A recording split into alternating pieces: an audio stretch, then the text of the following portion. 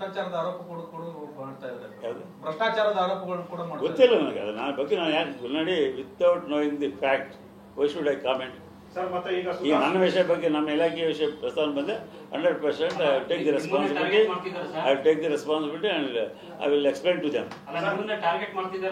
ಗೊತ್ತಿಲ್ಲ ನನಗೆ. ಪಾಪ ಅವ್ರ ಕಾಂಟ್ರಾಕ್ಟರ್ಸ್ ಏನು ಟಾರ್ಗೆಟ್ ಮಾಡ್ತಾರೆ ನನಗೆ. ನಾನು ಟಾರ್ಗೆಟ್ ಮಾಡಿ ಏನು ಮಾಡ್ತಾರೆ ಅವರು? ಸರ್, ಈ ತರ ಸುಖ ಸುಮ್ಮನೆ ಆರೋಪ ಅಂತ ಹೇಳ್ತಾ ಇದ್ರ, ಹಾಗಾದ್ರೆ ಬೇಕಾಬಿಟ್ಟು ಈ ರೀತಿ ಆರೋಪ ಮಾಡೋದಕ್ಕೆ ನೀವೇನಾದ್ರು ಎಚ್ಚರಿಕೆ ಕೊಡ್ತೀರಾ ಅವ್ರಿಗೆ? ಏನು ಹೆಸರು ಕೊಡೋದಿಲ್ಲ. ಕರೆಸಿ ಮಾತಾಡಿದ್ವಿ. ಮೊದಲು ಯಾರು ತಪ್ಪು ಮಾಡಿದ್ರು, ಯಾಕೆ ಈ ರೀತಿ ಬಂದ ತಿಳ್ಕೊಳ್ಬೇಕು, ನಾನಾಗಲಿ ಅವರಾಗಲಿ. ಹೌದಾ? ಯಾರು ಮಾಡ್ಲಿ ಪರವಾಗಿಲ್ಲ. ನೋಡಿ, ಸುಖ ಸುಮ್ಮನೆ ಹೇಳ್ತಾರೆ, ನೀವು ನೋಡಿದ್ರೆ ಅವ್ರು ಆಪಾದನೆ ಮಾಡಿರಲ್ಲ, ಅವ್ರು ಪ್ರೂವ್ ಮಾಡಬೇಕು. ನಾನು ಅವ್ರನ್ನ ಕರೆಸಿ ಮಾತಾಡ್ತೀನಿ, ಯಾಕೆ ಈ ರೀತಿ ಆಗ್ಯದ ಅಂತೇಳಿ. ನಮ್ಮ ಹಳ್ಳಿಯಿಂದ ಅವ್ರು ಮಿಸ್ಅಂಡರ್ಸ್ಟ್ಯಾಂಡಿಂಗ್ ಆಗ್ಯದ, ನಮ್ಮ ಹತ್ರ ಏನು ಪರಿಸ್ಥಿತಿ ಆಗ್ಯದ ಆ ವಿಷಯ ತಿಳ್ಕೊಳ್ಳಿ. ಅವ್ರು ಏನು ಹೇಳಿದ್ರೆ ಬಂದು ನಾನು ತಿಳ್ಕೊತೀನಿ. ಆದಮೇಲೆ I will come to know. Without knowing the fact we should take. ಈಗ ನೀವು ಹೇಳಿದ ಮೇಲೆ ತೋರಿಸಿದ ಮೇಲೆ ಪ್ರಾಮಿಸ್ ನನಗೆ ಗೊತ್ತಿಲ್ಲ. ಈಗ ಸೆಕ್ರೆಟರಿ ಇಷ್ಟೊತ್ತಲ್ಲಿ ಕುಂತ್ಕೊಂಡು ಹೋದ್ರೆ ಅದು ಹಾಫ್ ಅನ್ ಅವರ್ ಆಯ್ತು. ಅವ್ರಿಗೂ ಗೊತ್ತಿಲ್ಲ. ಗೊತ್ತಿದ್ರೆ ಹೇಳ್ತಿದ್ರಲ್ಲ. ಇಲ್ಲ, ಲಾಸ್ಟ್ ಆಗಲೂ ಬಂದು 3-4 months ಆಯ್ತು. ಎಲ್ಲ ಕಷ್ಟ ಹೇಳಿದ್ರು, ಎಲ್ಲ ಕಾಂಟ್ರಾಕ್ಟರ್ ಪರಿಸ್ಥಿತಿ ಹಿಂಗೆ ಐತೆ ಅಂತೇಳಿ. ನಾವೀಗ ನಮ್ಮ ಇಲಾಖೆಯ ಪರಿಸ್ಥಿತಿ ಹಿಂಗೆ ಐತಿ. 12,696 ಕೋಟಿ ಹಿಂದಿನ ಸರ್ಕಾರದಲ್ಲಿ ಇಟ್ಟೋಗಿದ್ರು. ವಿತೌಟ್ ಬಜೆಟ್ ಪ್ರಾವಿಷನ್ಸ್ ಇಲ್ಲದಂಗೆ ಮಾಡಿದ್ರು. ಈಗ ಅದನ್ನೆಲ್ಲ ನಾವು ಮಾಡಲೇಬೇಕಲ್ಲ, ಯಾವುದೇ ಗೌರ್ಮೆಂಟ್ ಬಂದರೆ. ಸೊ ಹೋದ ಸಲ ನಮ್ಗೆ ಇಷ್ಟು ಅಮೌಂಟ್ ಸಿಕ್ತು, ಇಷ್ಟು ಎಡ ಅಕೌಂಟ್ನಲ್ಲಿ. ಈ ರೀತಿಯಾಗಿ ಮಾಡಿದ್ರೆ ನನ್ನ ಹತ್ರ ಶೀಟ್ ರೆಡಿ ಇತ್ತು. ಆ ಶೀಟೇ ಅವ್ರಿಗೆಲ್ಲರೂ ಕೊಟ್ಟಿದ್ದೆ, ಒಂದೊಂದು ಕಾಪಿ. ಮತ್ತು 583 ಮಂದಿ ಕಾಂಟ್ರಾಕ್ಟ್ ಸಣ್ಣ ಪುಟ್ಟ 10 ಲಕ್ಷ, 5 ಲಕ್ಷ, 20 ಲಕ್ಷ ಇದ್ದಿರ್ತಾರೆ. ಆ ಎಡ ಅಕೌಂಟ್ನಲ್ಲಿ ಅವ್ರಿಗೆಲ್ಲ ರಿಲೀಸ್ ಮಾಡಿದ್ವಿ ಅಂತಲೇ ಹೇಳಿದ್ದೀನಿ. ಕೆಂಪಣ್ಣವರೇ ಹೇಳಿದ್ರು ನನಗೆ ಮೀಟಿಂಗ್ನಲ್ಲಿ. ಅಲ್ಲಿ ಮೀಟಿಂಗ್ CM ಅವರು, ನಾನು, DCM, ದಿನೇಶ್ ಗುಂಡೂರಾವ್ ಬಂದಿದ್ದೀವಿ. ನಾನೇ ಬಂದ ಕೂಡಲೇ ಅವ್ರು ಹೇಳಿದ್ರು, ನಿಮ್ಮ ಇಲಾಖೆಯಲ್ಲಿ ಭಾಳ ಟ್ರಾನ್ಸ್ಪರೆನ್ಸಿ ಮಾಡ್ತದೆ ಅಂತ ಎಪ್ರಿಷಿಯೇಟೆಡ್ ಅಂತ ದಟ್ ಆಡಿಟೋರಿಯಂನಲ್ಲಿ. ನಾನು ಮೇಲೆ ಹೊತ್ತಿಕೊಳ್ಳೆ. ನಾನು ಅವ್ರ ಪರಿಚಯನೇ ಇಲ್ಲ ಕೆಂಪಣ್ಣವ್ರದ್ದು. ಪೇಪರಲ್ಲಿ ನೋಡಿದ್ಬಿಟ್ಟು ಇಲ್ಲ.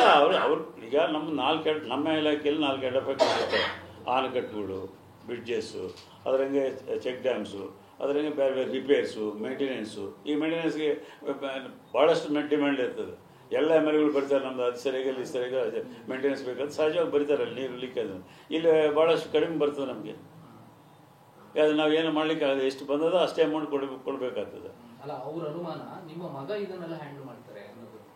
ಏನು ಹ್ಯಾಂಡಲ್ ಮಾಡ್ತಾರೆ ಏನು ಮಾಡ್ತಾರೆ. ಈಗ ಎಲ್ಲರೂ ಬರ್ತಾರೆ MLAಗಳು. ನಾನು ಎಲ್ಲದಾಗ ಅವ್ರಿಗೆ ಹೇಳ್ತಿರ್ತಾರೆ, ಅವ್ರಿಗೆ ಫ್ರೆಂಡ್ಸ್ ಇದ್ದಾರೆ, ಎಲ್ಲ ಅವರು ರಾಜಕೀಯದಲ್ಲಿದ್ದಾರೆ. ಸರ್ ನಮ್ಗೆ ಈ ಆನಕಟ್ಟು ಮಾಡ್ಕೊಡ್ಬೇಕು, ಇದು ಮಾಡ್ಕೊಡ್ಬೇಕು, ಅದು ಮಾಡ್ಕೊಡ್ಬೇಕು ಅಂತ ಹೇಳ್ತಿರ್ತಾರೆ ಅವ್ರಿಗೆ.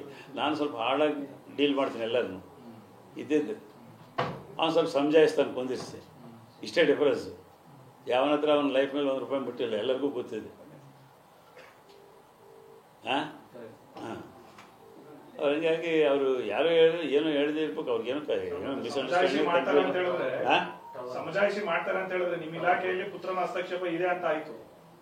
ಇಲಾಖೆಯಲ್ಲಿ ಬಂದು ನಿಮ್ಗೆ ಬೆಟ್ಟ ಹಾಕಿರ್ತಾರೆ. ನೀವು ಬೋಸಾಸ್ಗೆ ಹೇಳಿದ್ರೆ ನೀವು ಮಾತಾಡ್ತಿರಲ್ಲ, ಯಾವ್ದಾದ್ರು ಇದ್ರೆ ನೋಡಿ ಸರ್ ಅವ್ರು ಯಾರು ಬರ್ತಾರೆ ಅಂತ ಹೇಳ್ದಲ್ಲ, ಅಷ್ಟೇ.